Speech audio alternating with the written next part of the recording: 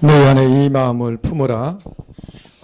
곧 그리스도 예수의 마음이니 그는 근본 하나님의 본체시나 하나님과 동등됨을 취할 것으로 여기지 아니하시고 오히려 자기를 비워 종의 형체를 가지사 사람들과 같이 되셨고 사람의 모양으로 나타나사 자기를 낮추시고 죽기까지 복종하셨으니 곧 십자가에 죽으심이라.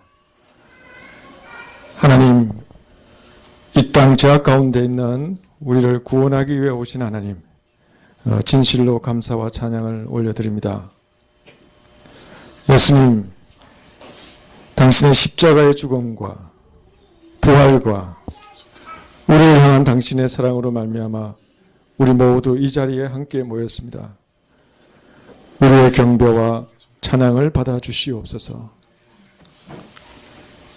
하나님, 이번 한 주 고난주간을 맞이하여 예수님을 더욱 깊이 묵상하는 한 주가 되기를 소망합니다. 한없이 낮아지신 예수님, 우리를 위하여 하늘 영광을 부리고 이 땅 가운데 오신 예수님, 이 땅에 오셔서 우리를 위하여 가장 처참한 십자가를 지신 하나님, 우리도 예수 그리스도의 마음을 품을 수 있도록 은혜를 베풀어 주시옵소서. 높아지기만을 구하는 우리 가운데 주의 성령께서 오셔서 우리도 예수님의 마음을 품을 수 있기를 간절히 소망합니다. 하나님, 이 민족과 나라를 위하여 기도합니다. 경제적으로, 외교, 군사적으로 나라와 나라가 대적하는 격한 풍랑 속에서 이 나라를 지켜 보호하여 주시기를 간절히 구합니다.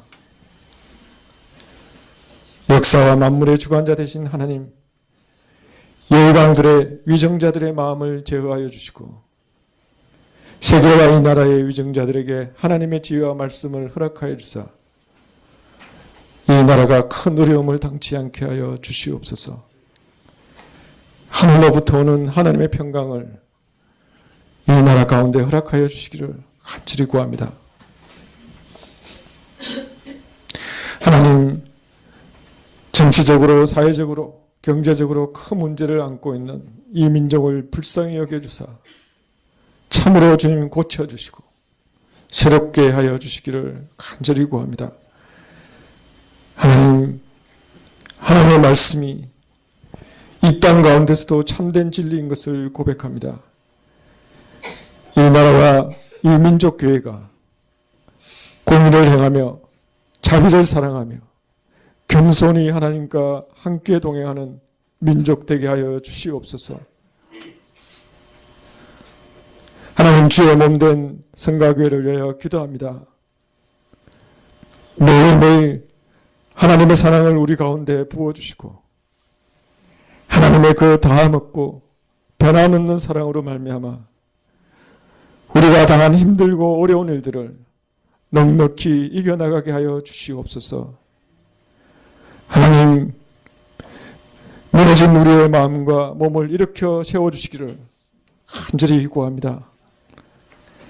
그 놀라운 하나님의 사랑으로 말미암아 우리도 손을 펴고 마음을 열어 그 지체들과 이웃을 사랑하는 삶 살아갈 수 있도록 하나님 은혜를 베풀어 주시옵소서.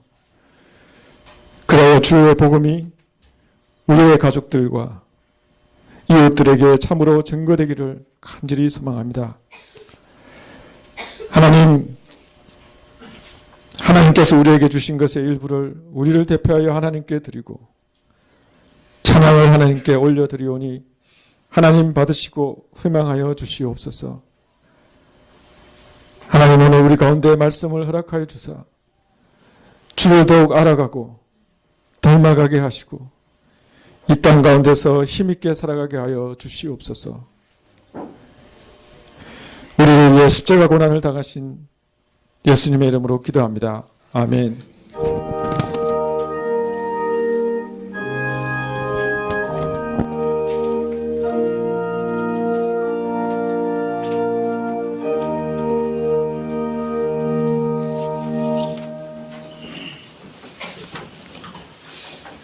네, 말씀은 디모데후서 2장 15절부터 18절 말씀입니다.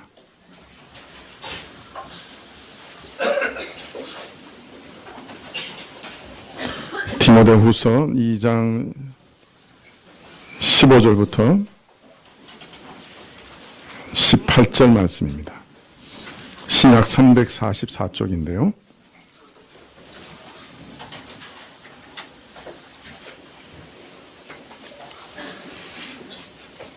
내가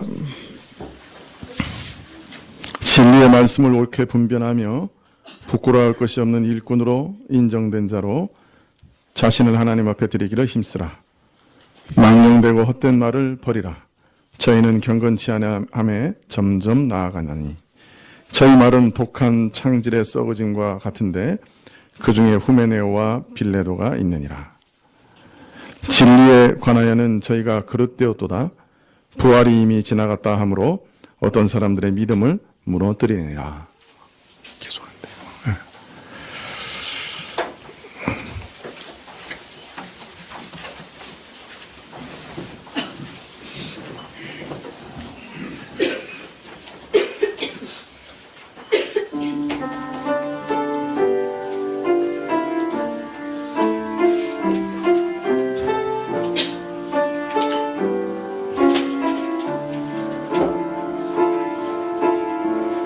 내 주의 사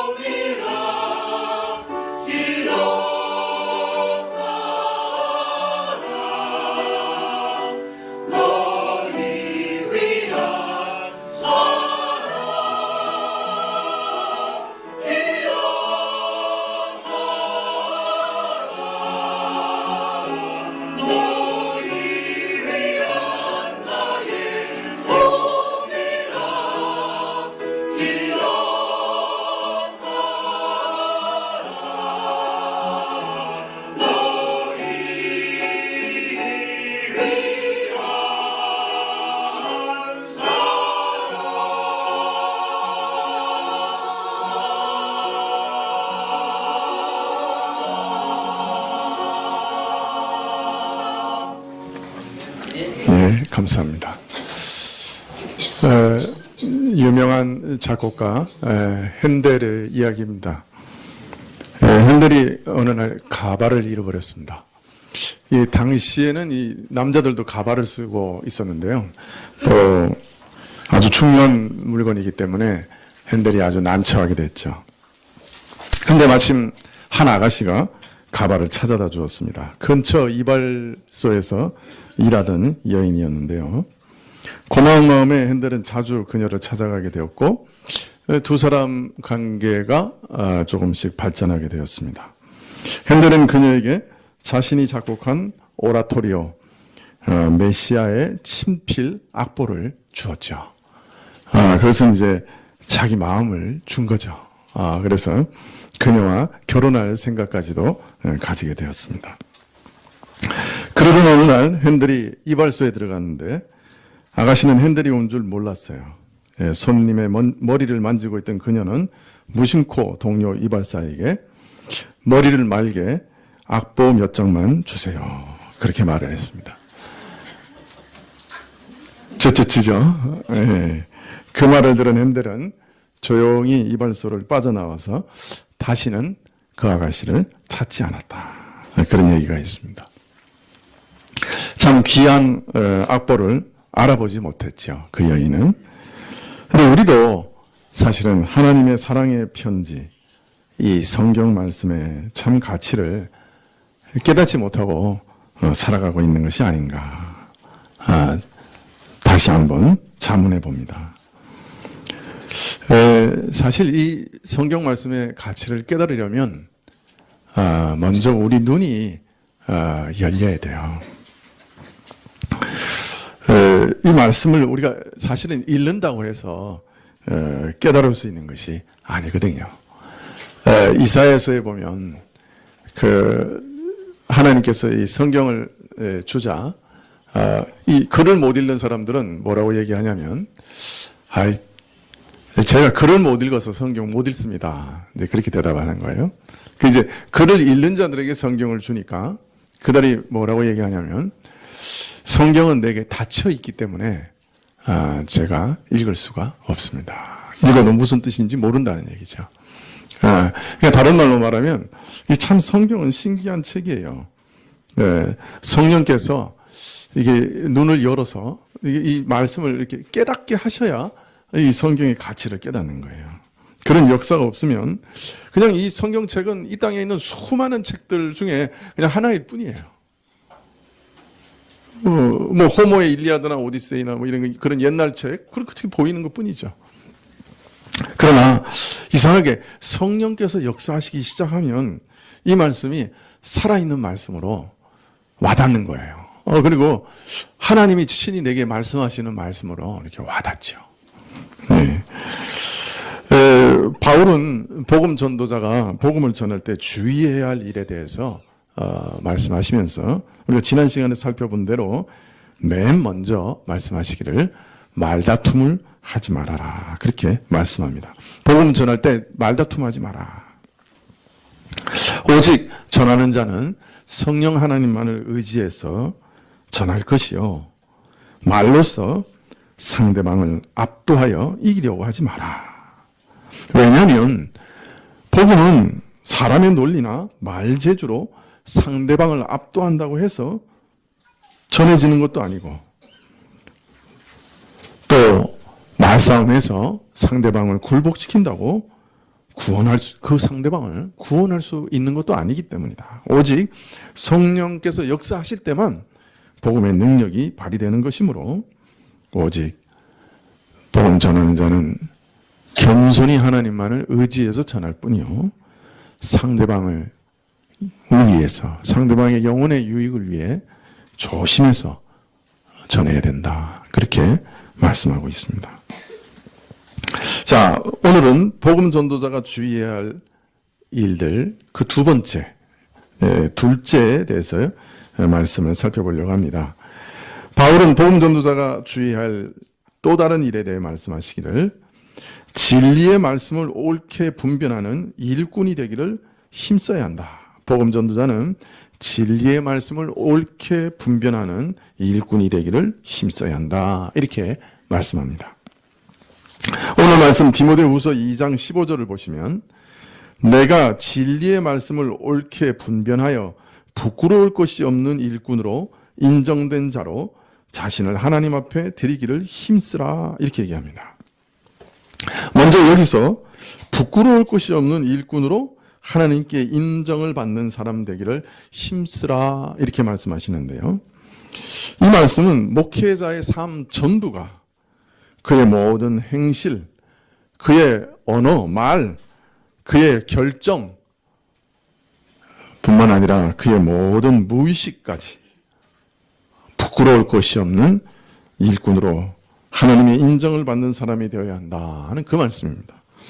사실 이런 말씀 앞에 서면 저 같은 목회자는 그냥 항상 부끄럽죠. 부끄러울 것밖에 없습니다. 자, 그런데 목회자는 이처럼 부끄러울 것이 없는 일꾼이 되기 위해 힘써야 하는데 특별히 힘써야 할 부분이 있다고 합니다. 그것은 바로 말씀과 관계된 부분입니다. 내가 진리의 말씀을 옳게 분별하는 일에 있어서 부끄러울 것이 없어야 한다. 그렇게 말씀합니다. 근데 여기서 옳게 분별하는 일에 있어서라고 말하고 있는데 이 옳게 분별하다라고 하는 이 단어의 뜻이 상당히 파악하기 어렵습니다. 신약 성경에는 딱 한 번 사용된 단어예요. 보통 이제 이런 단어를 이제 하팍스 레고메놈이라고 그러는데 딱 한 번 사용됐어요. 근데 이제 이게 뜻을 잘 알 수 없는 단어가 그래도 성경에서 여러 번 사용되면 이게 대강 문맥을 이렇게 여러 번 중첩돼서 살펴봐서 그 뜻의 의미가 그 의미 프리즘이 대강 나타나요. 그런데 이제 이게 딱 한두 번 정도 이렇게 사용되면 이 단어 뜻을 이게 발견하기가 어렵습니다. 그럴 때는 어떻게 하냐면 이제 어근 이게 헬라어의 이 어근을 찾아서 그러니까 어근의 뜻을 가지고 이제 보통 살펴보든지 그 당시에 다른 책에서 이 단어를 어떻게 사용하는가 하는 것을 살펴봐서 이제 그 단어를 보통 뜻을 살펴봅니다. 이 말의 어근은 자르다는 말입니다. 그래서 정확히 자르다 그런 뜻이에요. 곧게 자른다. 이게 무슨 말일까요? 진리의 말씀을 곧게 자른다. 그래서 우리말은 어떻게 번역했어요? 옳게 분별해야 한다. 이렇게 번역을 했습니다. 옳게 자르다 하는 말을 약간 이렇게 옳게 분별하다 이렇게 이해를 한 거죠. 그런데 학자들의 의견은 상당히 다양해요. 왜냐하면 이게 그 합성어예요. 옳다는 접두에다가 자르다는 말이 이렇게 딱 붙은 단어예요. 근데 이게 합성어가 되면 이게 뜻이 막 그 어근의 뜻을 벗어나서 막 굉장히 뜻이 많아지거든요. 그렇기 때문에 이 단어를 이해하는 그 범위가 엄청 넓어졌어요. 학자들마다 아주 다양하게 이해하는데요. 우리말 성경에는 진리의 말씀을 옳게 분별해야 한다 이렇게 번역했는데 또 어떤 분은 진리의 말씀을 옳게 다루어야 한다 이렇게 해석하시고 또 어떤 분은 진리의 말씀을 잘 잘라 먹여야 한다. 옳게 곱게 자르다는 뜻에서 잘라서 먹여야 된다. 이제 그렇게 이해를 했어요. 즉 진리의 말씀을 잘 가르쳐야 한다 그런 뜻이죠. 또 진리의 말씀을 잘 배분해야 된다. 이제 그건 좀 하나 더 나갔죠. 잘라서 나누어주는 걸로 이해를 했어요. 적재적소에 맞는 말씀으로 사람들을 먹여야 한다 그런 뜻이죠. 근데 또 문제는 이게 보통은 이렇게 해석할 때 이게 아마 바울이 의도한 정확한 의미일 거다 이렇게 정확하게 알 수 없어도 이렇게 짐작은 가지는데 이 단어는 이게 네 개를 다 적용해 보면 다 뜻이 통해요. 어느 것이 정확한지 이게 짐작이 안 가는 거예요. 그래서 참 그 번역하는 성경마다 이렇게 조금씩 다르게 번역을 합니다. 그래서 처음에는 이 단어 번역을 크게 넷으로 나눠서 구별하고 4번의 설교를 구성을 했습니다. 그래서 내가 이 단어의 뜻을 가지고 4번의 설교를 하리라.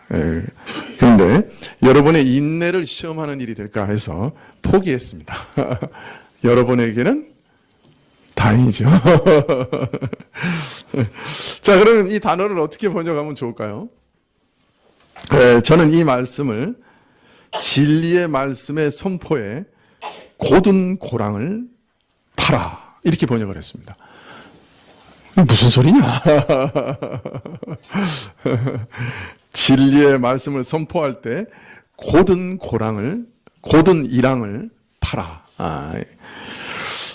영어 번역 중에 NEB, New English Bible이 이 번역을 취했는데요. 왜 이렇게 번역했냐면 초대교회에 크리소스톰이라고 하는 아주 유명한 설교자가 있었어요.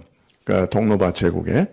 그러니까 보통 초대교회의 신학을 이렇게 집대성한 분들을 이제 보통 어거스틴이라고 하는데, 서방교회에서는 어거스틴을 우리가 생각하고요. 동방교회에서는 크리소스톰을 생각해요. 굉장히 그 비중이 있는 분이죠. 크리소스톰이 이 부분을 해석할 때 이렇게 해석했어요. 말씀 선포에 고든 고랑을 팔아 이렇게 해석을 했어요. 이 단어를. 그러니까 곧게 자르다는 말을 이랑을 파는 것으로 고랑을 파는 것으로 이해를 한 거죠. 소를 가지고 이렇게 밭을 멜 때 제일 중요한 게 뭐예요? 이랑이 이렇게 휘 저으면 돼요, 안 돼요? 안 되죠. 이게 곧게 이랑이 그어져야 되죠. 그래야 이게 농사 짓기가 편하죠. 그죠? 네. 그래서 이게 시골에서 농사 지어 보신 분들은 다 알 거예요. 이게 곧게 이렇게. 그거 기술이에요. 소를 몰아서 일직선으로 이렇게 고랑을 파는 건 굉장한 기술이에요. 네. 그래서 아마 이 단어를 그렇게 이해하신 것 같아요. 초대교회에서. 네. 그래서 저도 그렇다면 그렇게 이해하는 것 괜찮겠다. 그런 생각이 듭니다. 자, 진리의 말씀을 선포할 때 좌로나 우로나 치우침 없이 고지곧대로 전하란 말이에요. 그게 무슨 의미일까요? 고지곧대로 전해야 돼요. 더하거나 빼려고 하지 말라는 거예요. 네? 더하거나 빼려고 하지 말아요. 고지곧대로 전해야 돼요. 그 말씀 그대로 전해야 돼요. 이 현대교회에 와서 점점 더 이런 유혹이 많아져요. 이 시대를 보니 이 하나님 말씀을 좀 이렇게 그대로 전한다고 하면 이 사람들이 받아들이겠는가. 자, 그러니까 이걸 조금 바꾸는 게 낫지 않겠냐. 또 현대인들이 이런 말을 믿을 수 있겠냐. 그러니까 이렇게 좀 변화시켜서 전하는 게 어떻겠느냐. 네. 그런 그 유혹을 많이 받는다고요. 또 그 강해를 이렇게 하다 보면 이게 말씀이 쭉 나오는데 이제 그 말씀 전하면 이제 교인 중에 또 그거에 부딪히는 교인이 있는 거 알잖아요. 그럼 목회자 마음에 에이 이건 넘어가자. 괜히 그 사람 마음에 상처 줄 필요가 뭐 있어? 이건 넘어가자. 그런 생각 할 때도 있는 거죠. 그런 유혹이 오는 거죠. 그런데 오늘 말씀해 보면 그런 잔재주 피우지 말라는 거예요. 그냥 하나님 말씀이 가라 그러면 그냥 그 가라고 설교하고 그러면 하나님 말씀이 오라고 하면 오라고 설교하면 되는 거란 말이에요. 그대로 설교하라. 하나님 말씀 그대로 전달하고 여러분 믿으십시오. 그럼 믿으세요라고 설교하라는 거예요. 이렇게 전하는 것은 그건 미련한 일이죠. 그죠? 그러나 하나님의 미련한 것이라고 사도 바울이 얘기를 한 적이 있습니다. 이렇게 전하는 것이. 그러나 하나님의 미련한 것이 사람의 지혜로운 것보다 더 지혜롭다고 말씀하시기도 하셨어요. 자, 그러므로 복음 전도자가 주의해야 될 일은 첫째는 말싸움하지 마라. 두 번째는 진리의 말씀을 곧대로 말씀 그대로 윤색하지 말고 전하라. 그렇게 말씀하고 있습니다. 자, 셋째로 복음 전도자가 주의해야 할 일이 뭐냐? 디모데후서 2장 16절에 망령되고 헛된 말을 버리라. 이렇게 말씀하십니다. 여기서 망령되다라는 말은 본래 뜻이 이게 속되다 그런 뜻입니다. 이 속되다라는 말은 장터에서 장사하면서 누구나 스스럼 없이 터놓고 하는 말, 조심하지 않고 아무렇게나 가볍게 쏟아내는 그런 말을 뜻한다고 할 수 있습니다.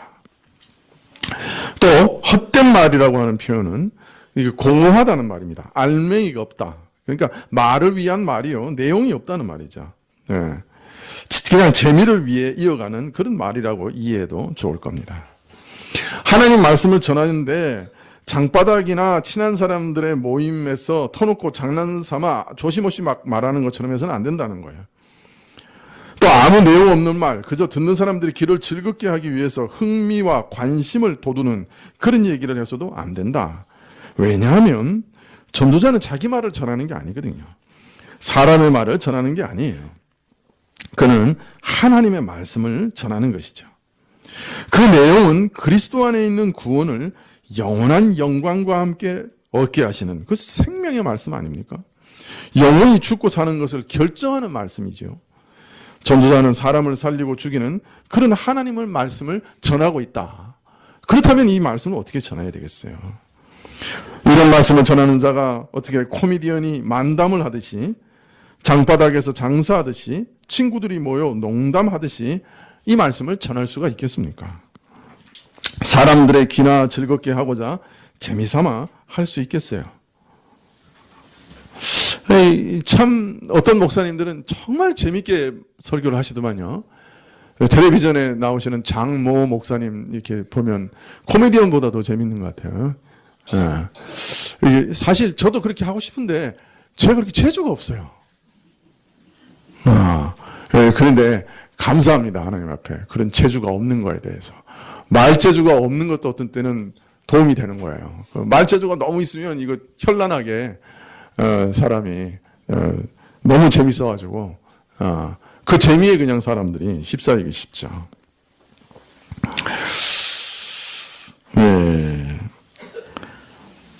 내가 전하는 말이 사람의 말이 아니요, 하나님의 말씀이요, 사람의 영혼의 생사를 결정하는 막중한 말씀이라는 의식 없이 그저 세상말, 속된 말, 공허한 말로 설교를 하다 보면 자기도 모르는 사이에 점점 말하는 사람이나 듣는 사람이 다 불경건으로 나아가게 된다고 말합니다. 하나님의 말씀을 가벼운 태도, 장난이나 농조로 입에 담다 보면 자기도 모르는 사람의 말씀의 거룩함은 물론이요, 심지어 하나님에 대한 자세마저 흐트러지고 방자해지고 그 스스로를 더럽히게 되는 거예요. 그렇기 때문에 이런 속되고 알맹이 없는 말들을 피하라. 설교자는 이런 말들을 아예 멀리 돌아가듯이 저 멀리 피해버리라고 말하고 있는 것이죠. 바울이 디모데에게 부탁한 이런 말들은 만일 하나님의 말씀을 하나님의 말씀에 합당하게 전하지 않으면, 합당한 태도로 전하지 않으면, 합당한 언어로 전하지 않으면 참으로 위험한 일이 될 수도 있다는 것을 경고하고 있는 것입니다. 사람의 능력으로 감당할 수 없는 일을 사람의 재주와 힘으로 하려다가 듣는 사람들의 믿음을 무너뜨리거나 망하게 할 수도 있는 것을 거듭 일깨우고 있는 것이죠. 이처럼 하나님의 말씀을 전한다고 하는 것은 한시도 경계를 늦추거나 방심할 수 없는 일이요, 늘 긴장할 수밖에 없는 일입니다. 사람이 하나님의 말씀을 전하는 것이니 어찌 두려워하지 않을 수 있겠습니까?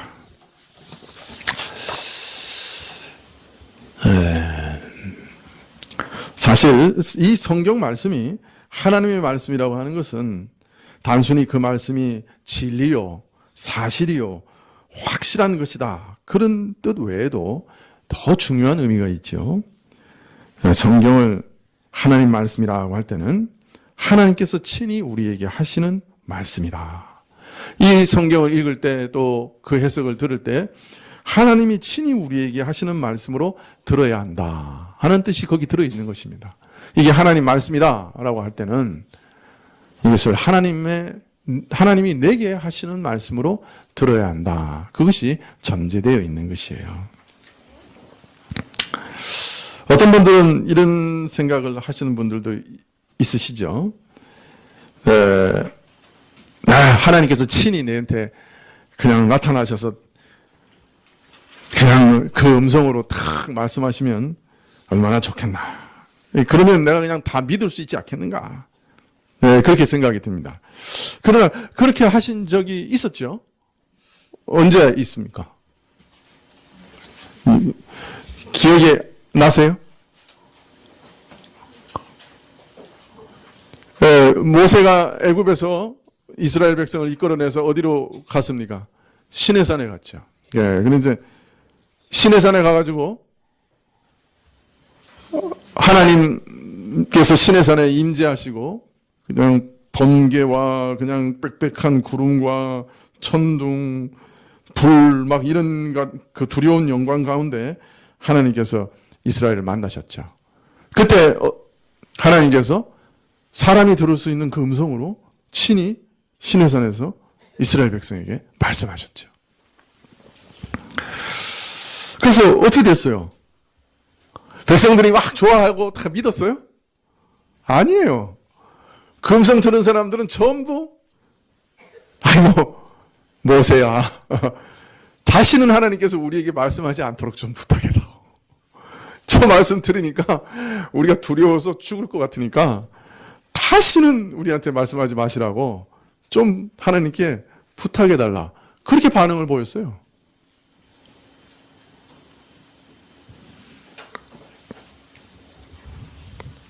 아마 우리도 마찬가지일걸요. 하나님께서 만약 오늘 친히 사람이 들을 수 있는 음성으로 그의 영광을 드러내주면서 말씀하시면 아마 우리가 다 죽는 것처럼 될 거예요. 네. 사실 이 십계명은 하나님께서 사람이 알아들을 수 있는 음성으로 친히 하늘에서 선포하신 거예요. 우리가 잘 아는 십계명을 선포하셨어요. 그래서 선포하는데 듣는 사람은 다 죽는 줄 알았다. 그 결과 하나님께서는 이스라엘에게 앞으로는 선지자를 주시겠다 그렇게 약속하셨어요. 그리고 그 선지자 입에 내 말을 두겠다 그렇게 약속하신 거예요. 하나님 직접 말씀하시는 게 이게 두려운 거예요. 직접 말씀하시면 아무도 그 앞에서 견디지를 못해요. 어떤 면에서는 죽는다 말이에요, 사람이. 사실 이런 하나님의 직접적인 음성 듣지 못해도 어떤 때는 성경 말씀이 우리 마음을 이렇게 탁 칠 때가 있어요. 글쎄요, 평생에 몇 번 경험하게 될지 모르겠지만은 이 말씀이 정통으로 우리를 탁 치시면 성경 말씀을 읽다가도 또는 설교를 듣다가도 어떤 말씀이 나를 탁 치시면요. 그 사실은 그렇게 하나님을 딱 맞닥뜨리게 되면 죽을 것 같아요. 견딜 수가 없어요. 네. 가슴이 막 터져 나가는 것 같고요. 심령 저 밑바닥에서부터 두려워서 다리가 후두루두루 떨려요. 그 절망감이라고 하는 거는, 그 무서움이라고 하는 거는 이루 말할 수가 없어요. 이게 루터가 그런 걸 경험했어요. 그 독일어로 암페히퉁이라고 그러는데, 뭐랄까요.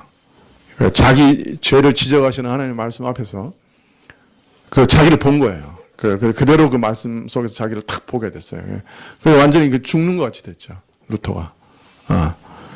그래서 그 루터가 그런 그 죄의 두려움에서 어떻게 내가 이렇게 구원을 얻을 수 있을까 이렇게 고민하면서 성경을 보다가 어떤 면에서는 오직 사람은 믿음으로 말미암아 살리라 하는 말씀 속에서 구원의 길을 발견하게 되기도 합니다. 루터가 그런 경험 이후에 계속해서 이제 율법을 통해서 자기가 이 구원을 얻으려고 노력했는데 그 아무 소용 없었거든요. 사실 하나님 말씀에 이렇게 딱 부딪히면 그게 엄중한 거예요. 그 율법에 부딪히면 사람 살 길이 없어요. 1930년도에 우리나라의 그 장대현 교회라고 그 평양에 있는 장대현 교회에서부터 부흥이 시작됐어요. 막 성령이 임하시고 하나님 말씀이 풍성해지고 그랬는데 그 한 목사님이 나와서 처음에 그 자기 죄를 고백했어요. 내가 제일 친한 친구가 죽을 때 그 나한테 그 유산을 다 부탁하면서 그 다 정리해가지고 아내하고 자식들 먹여 살려고 그랬는데 내가 그 정리하면서 집 한 채 값 내가 빼돌렸습니다. 내가 이런 죄인입니다. 그러고 이제 고백을 한 거예요. 그때 그냥 성령이 임하시면서 사람들 안에 그냥 각 사람 마음에 이렇게 죄를 지적하시는 일들이 일어나니까 사람들이 이 교회 이 복도에 나와서 떼굴떼굴 굴러다녔다는 거예요. 하도 두려워가지고 자기 죄 때문에.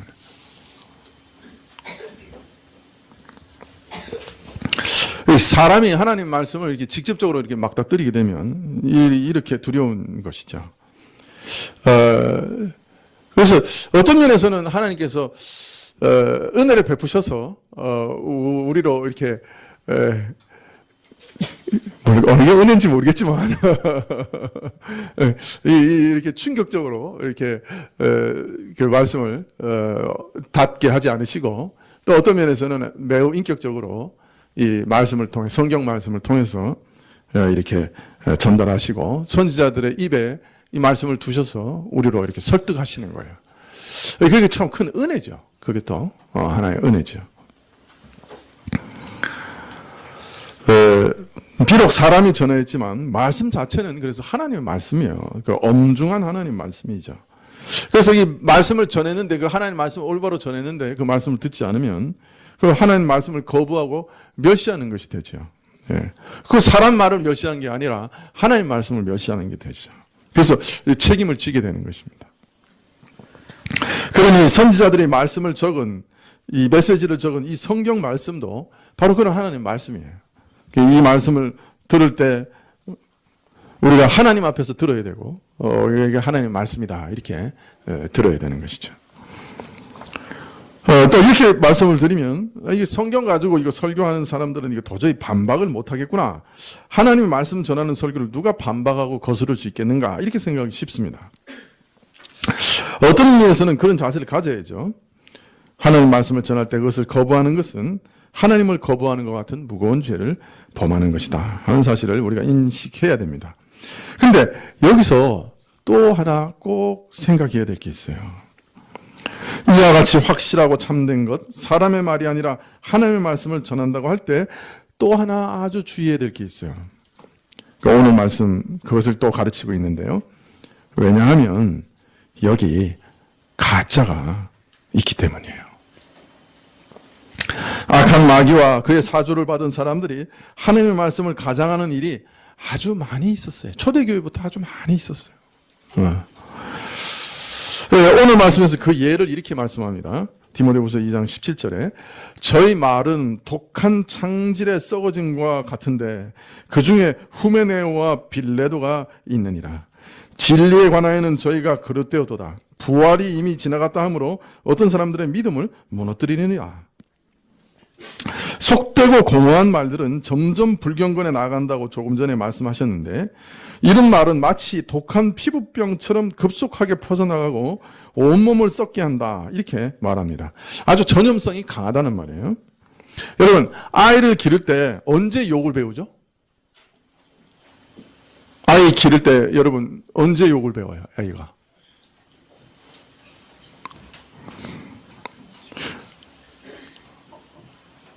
아이들이 욕을 할 것이라고, 내 아이가 욕을 할 것이라고 꿈에도 생각을 못 하는데, 뭐 집에서 누가 욕하는 사람도 없고 어디 배울 것도 없을 것 같은데, 아이들을 밖에 내보내고 유치원 보내면 제일 먼저 배우는 게 뭐예요? 네? 이 욕이에요. 네. 아이가 친구들과 놀면서 아마 수많은 말을 할 텐데 좋은 말에는 관심이 없어요. 욕처럼 나쁜 말은 단번에 배울 뿐 아니라 달달 애워요. 그리고 이걸 언제 누구에게 써먹을까 기회만 노리는 거예요. 그렇죠? 안 그래요? 왜 그래요? 왜 그런 욕이나 그런 악한 말은 이렇게 귀에 쏙쏙 들어와요?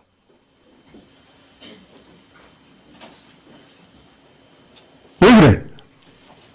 재밌잖아. 근데 그게 왜 재밌어? 왜? 지난 시간에도 말씀드렸는데, 우리 말이 악하고 더러운 이유가 우리 마음이 악하고 더럽기 때문이다 그랬어요. 우리 마음이 타락했기 때문이다. 그래서 말을 조심해야 되겠다, 아무리 조심하려고 해도 그 말을 실수로 우리가 막을 수 없는 이유는 우리 마음이 그걸 좋아하고 그걸 타락해서 그걸 좋아하기 때문에 그래요. 그 악을 좋아한다. 악한 말을. 자, 그런데 문제는 아이들만 그러냐 말이에요. 아이들이나 어른이나 다 마찬가지 아닙니까? 네, 정자는 학자나 고상한 사람들의 훌륭한 연설에 관심을 갖는 사람들은 거의 없습니다.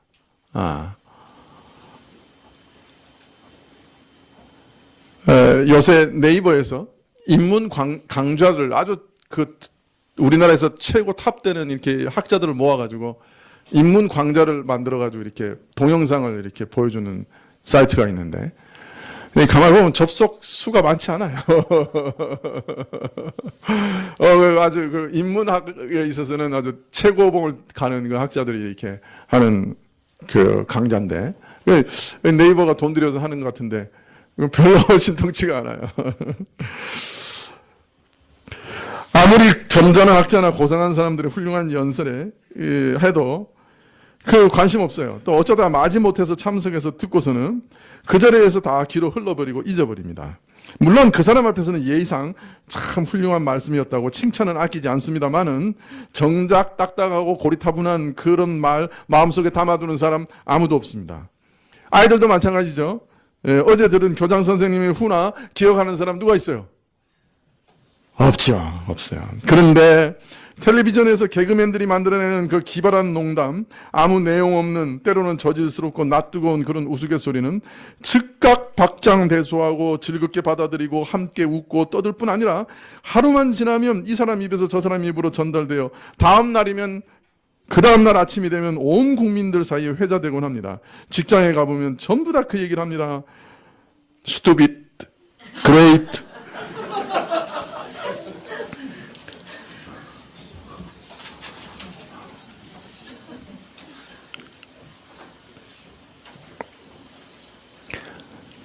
가볍게 누구하고나 나눌 수 있는 그 재미있는 말이라고 하는 것은 이처럼 전염성이 매우 강한 것이에요. 매우 전염성이 강해요. 신앙생활이나 이 진리의 말씀에 있어서도 마찬가지예요.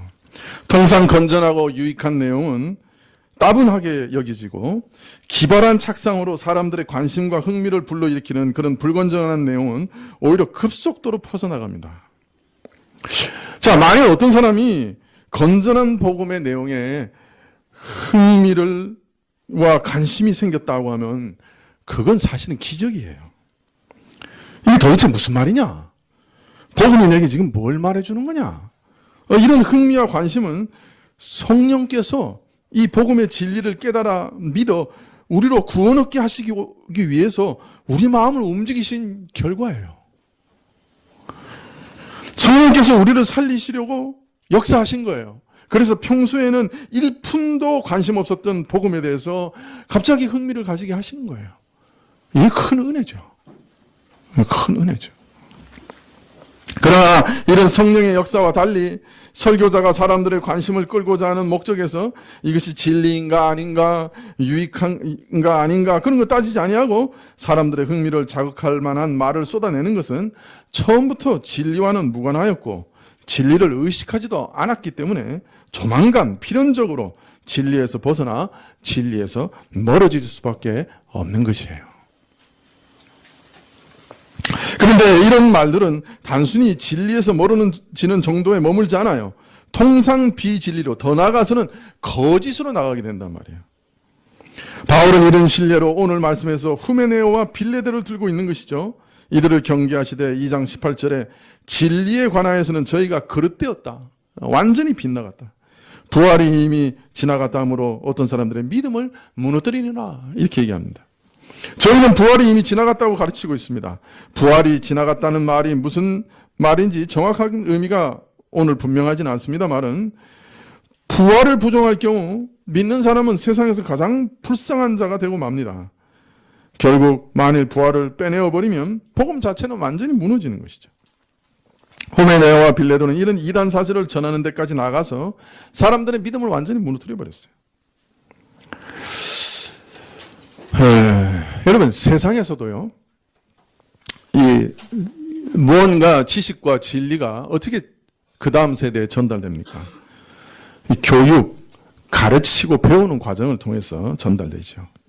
그래서 이 사회에서도 올바로 된 사회라고 하면 이 교육과 이 교육 시스템이 얼마나 중요한 역할을 하는지 사람들 다 이해하고 있습니다. 그런데 바로 이 진리와 선을 교육하는 체계를 완전히 마비시켜 버리려고 하면 거기다가 거짓을 섞으면 됩니다. 사실 일반적으로 사람들이 주고받는 대화 가운데서야 내가 믿고 싶으면 믿으면 되고 내가 믿기 싫으면 안 믿으면 돼요. 그거? 나는 안 믿어진다. 난 싫다. 그러면 되는 거예요. 거절하면 되는데 이 교육이라고 하는 것은 선생님의 권위로 배우는 학생에게 믿고 받아들일 것을 요구하는 어떤 강제성을 띠고 있어요. 그래서 거짓을 퍼뜨리기가 아주 용이하고 아주 효과적이죠. 주고받는 대등한 관계에서는 그거 아니다 이렇게 판단하기도 쉽고 쉽게 거절할 수 있지만 선생이 권위를 가지고 가르치는 말은 잘 이해가 안 되면 어떻게 생각해요? 내가 잘 몰라서 그렇게 생각하는가 보다. 보통 그렇게 생각하고 그냥 몰라도 선생이 가르치는 것은 옳은 것이려니 이렇게 다 생각해요. 근데 이 가르치는 것에 거짓을 쏟아 넣으면 거짓이 아주 효과적으로 전파되고 각인돼서 이 사회에 아주 큰 혼란을 가져다 주는 거예요. 그래서 교육이라고 하는 건 참 무섭죠. 자, 그런데 바울이 지금 말하는 사람들은 보통 선생이 아니에요. 세상의 학문을 가르치는 그런 선생님들 아니에요. 뭘 가르치는 선생들이에요? 네? 하나님 말씀을 가르치는 선생이에요. 하나님의 말씀을 전하며 가르치는 이런 특별한 권위를 가진 선생들이에요.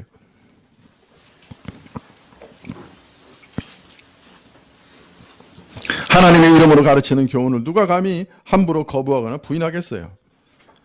그런데 이런 가르침이 망령되고 헛된 말을 넘어가서 거짓에 이르게 되면 어떻게 되겠어요? 사람들로 하여금 거짓과 선을 버리고 악하고 헛된 것을 붙들게 할 것이니 그것을 믿고 살다가는 정녕 망하게 될 것이에요.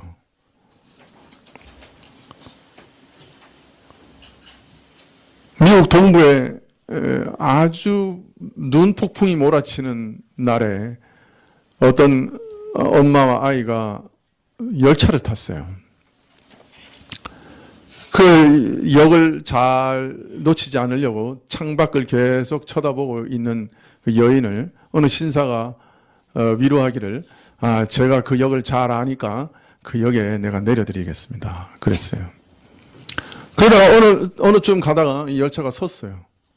그 신사가 그 역이 다 됐으니까 내리시오. 그래서 그 두 사람 내렸어요.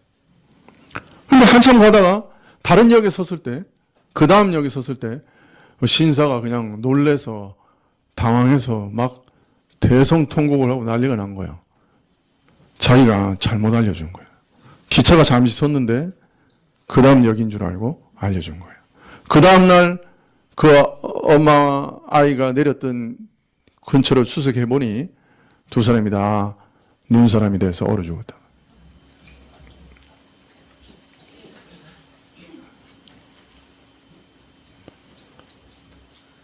이 세상에서도 생명을 잘못 인도하면 생명을 빼앗아가는 일도 있는데 이 영혼을 잘못 인도하면 어떤 결과가 일어나겠어요?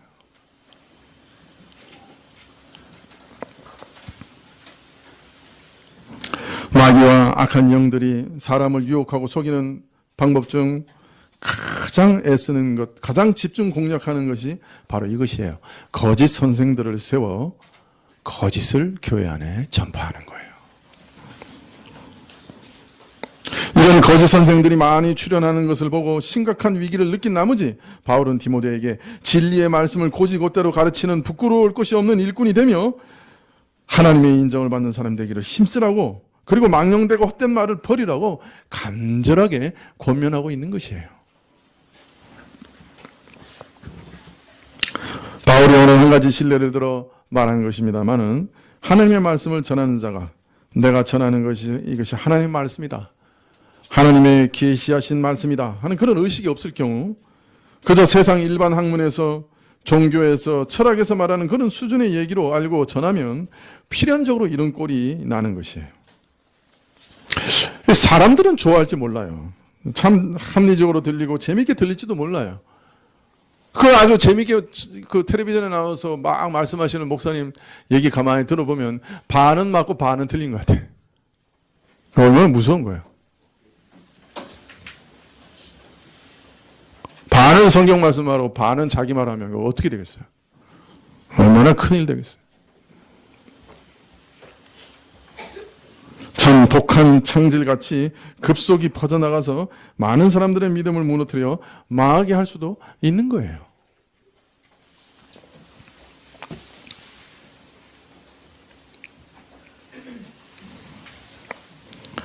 그래서 우리가 말씀을 들을 때 베레아 사람 같은 태도를 가져야 된다고 성경을 우리에게 가르치시죠.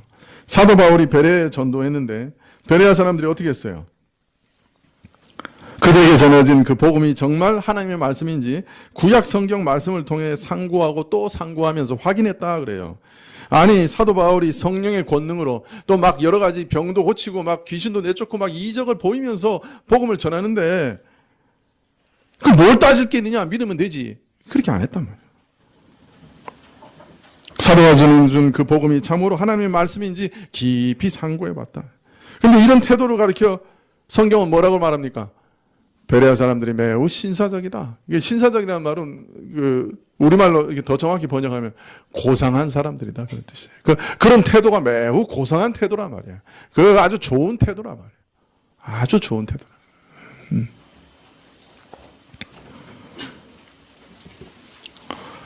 성경을 대하고 하나님 성경을 해석하는 모든 설교를 대할 때 엄중하게 깊이 생각하면서 들어야 돼. 세심하고 주의를 기울여 분별해야 돼. 엉뚱한 데 내려주는 설교면 큰일 나지 않겠어요? 그죠? 천국에 내려줘야지. 응? 엉뚱한 데 내려주면 되겠어요? 그 설교를 잘 들어야 돼. 세심하게 들어야 돼. 자, 그런데 그렇다고 해서 분별한다고 해서 자기 생각과 뜻을 따라 분별하면 안 돼요. 내 생각과는 안 맞네. 이렇게 생각하면 안 돼요. 성경의 문맥을 따라서 설교자가 성경을 혹 사사로이 푸는 거 아닌가? 자기 뜻대로 푸는 거 아닌가? 잘 살펴봐야 돼요. 첫째로 문맥을 따져서 그 말씀이 이 말씀 지금 말하고 있는 거 맞는가? 잘 살펴봐야 돼요. 두 번째는 성경 전체의 문맥을 좀 따져봐야 돼요. 자꾸 그거 배워야 돼요. 그래서 성경 전체적인 흐름을 잘 이해하고 성경의 전체적인 맥락에서 그 말씀을 분별하려고 노력해야 돼요. 그리고 무엇보다도 우리 신앙의 선진들이 성경의 진리를 잘 요약해 놓은 신앙 고백과 요리문답을 잘 이해하려고 노력해야 돼요. 그 고백에 비추어서 이 설교를 잘 분별하려고 노력해야 돼요. 저희가 그 웨스민스터 신앙 고백도 나눠드리고 뭐 하이델베리 요리문답도 나눠드리고 돌트 신경도 나눠드리고 그랬는데 이거 봤습니까? 혹시 집에 먼지를 잔뜩 묻혀서 보관이라도 했으면 다행이고 혹시 그거 신문지 사이에 섞여가지고 바깥으로 나간 거 아닙니까? 여러분 읽어보고 또 읽어보셔야 돼요. 재미없을지 몰라요. 그러나 그 뼈대라고 그게 성경이 우리에게 가르치는 말씀의 뼈대거든요. 그걸 잘 이렇게 이해하고 있으면 누가 이렇게 설교를 할 때 틀린 말을 하면 뭐가 틀렸다 딱 집어내지는 못해도 이건 뭐가 좀 이상하다 그 정도는 다 분별이 된다. 그리고 말씀을 들을 때 항상 기도하면서 들어야 돼요. 하나님께 물어봐야 돼요. 이것이 과연 하나님께서 가르치시는 말씀이 맞습니까? 하나님께서 이 말씀에서 이걸 뜻하고 계시는 겁니까? 확인해 가야 되는 거예요. 설교를 들을 때, 성경 해석을 들을 때 분별하고 확인하셔야 됩니다. 그건 여러분 책임이에요.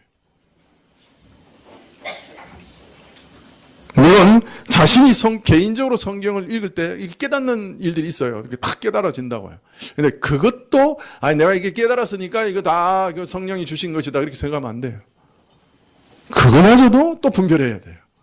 문맥에 따라 분별하고 그 다음에 내가 배운 고백을 따라 웨스트민스터 신앙 고백, 요리문답 이런 것들을 따라 내가 이게 잘 분별 해석하고 깨달은 것이냐 성경 전체적인 문맥을 따라 이거 내가 잘 깨달은 것이냐 그거를 분별하면서 읽어야 되는 거예요. 어떤 경우에는 목사도 탁 깨달았는데 기가 막힌 걸 깨달았다 했는데 나중에 보니까 엉뚱한 거예요. 그런 게 목사 자신도 그런 경우 많이 있어요. 그러니까 얼마나 우리가 성경을 읽을 때 조심해야 되는지 모르겠어요. 심지어는 어떤 때는 기가 막히다 그래서 설교했는데 나중에 보니까 아니야. 그래서 내가 몇 번 내가 내 기억으로는 한 2번 아니라고 내가 설교한 기억이 있는데 여러분 기억할지 모르겠어요. 예, 그러면 여러분 다 잊어버리니 참 감사할 뿐이거든요. 예.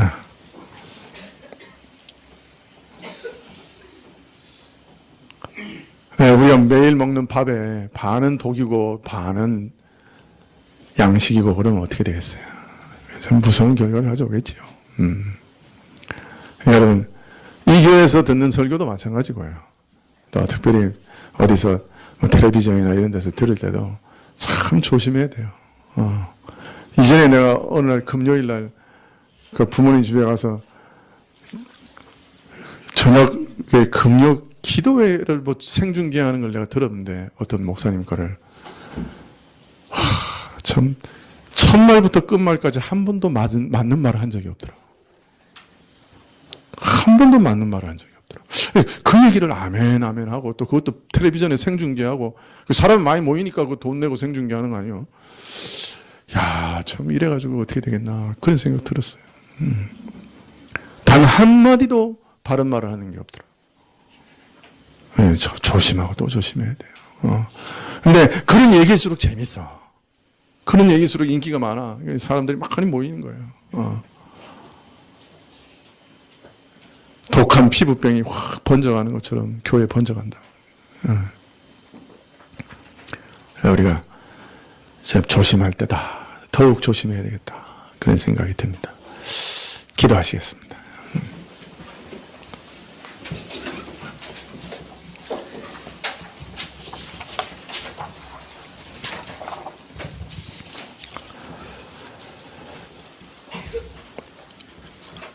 아버지 하나님, 참 무릎 꿇고 간절히 기도하는 것은 이 교회에서 선포되는 말씀이 참으로 하나님의 말씀 되게 하여 주시옵소서. 하나님의 말씀이 참으로 올바로 해석되고 전달되게 하시고 전달되되 지식으로만 전달되는 것이 아니라 살아서 꿈틀거리는 살아계신 하나님의 말씀으로 우리 마음을 치고 변화시키고 새롭게 하는 그런 말씀들을 되게 하여 주시옵소서. 이 말씀이 우리를 위로하고 이 말씀 속에서 하나님의 사랑을 발견하게 해주시고 이 말씀 속에서 하나님 죄를 미워하는 하나님을 발견하게 해주시고 이 말씀 속에서 그러나 죄인을 사랑하시는 하나님의 지극한 사랑을 발견하게 하여 주옵소서. 주님 앞에서 두려워 떨게 하시고 또 주의 사랑으로 인해 환호하고 즐거워하며 찬송하게 하여 주시옵소서. 이 말씀을 보존하여 주시고 또 이 교회 안에 계속해서 올바른 말씀들이 드러나게 해주시고 또 말씀을 전하는 사역자들이 일어나게 해주시를 간절히 기도하고 예수님 이름으로 기도합니다. 아멘. 238장 찬송하시겠습니다.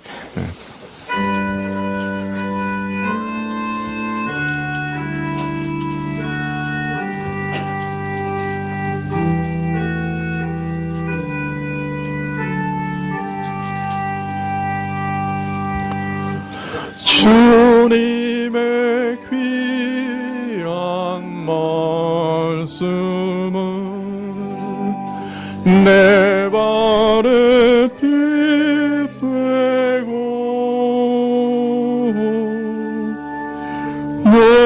목마른 사막길에서 샘물과 같도다.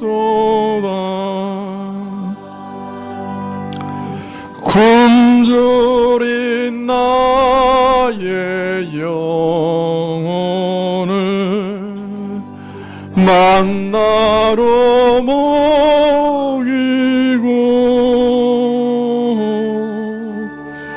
내 갈 길 밝게 비추니 그 말씀 귀하다.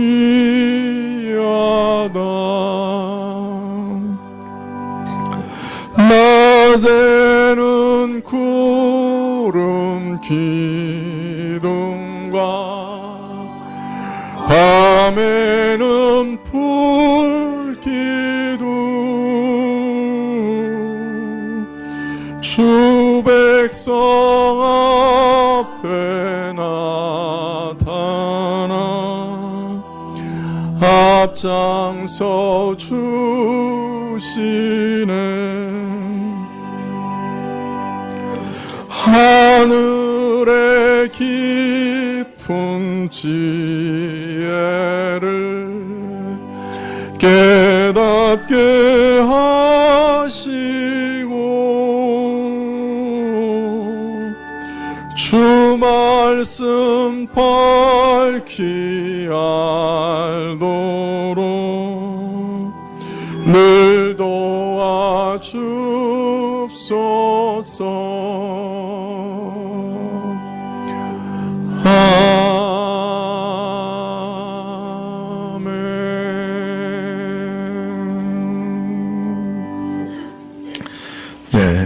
기도하시겠습니다.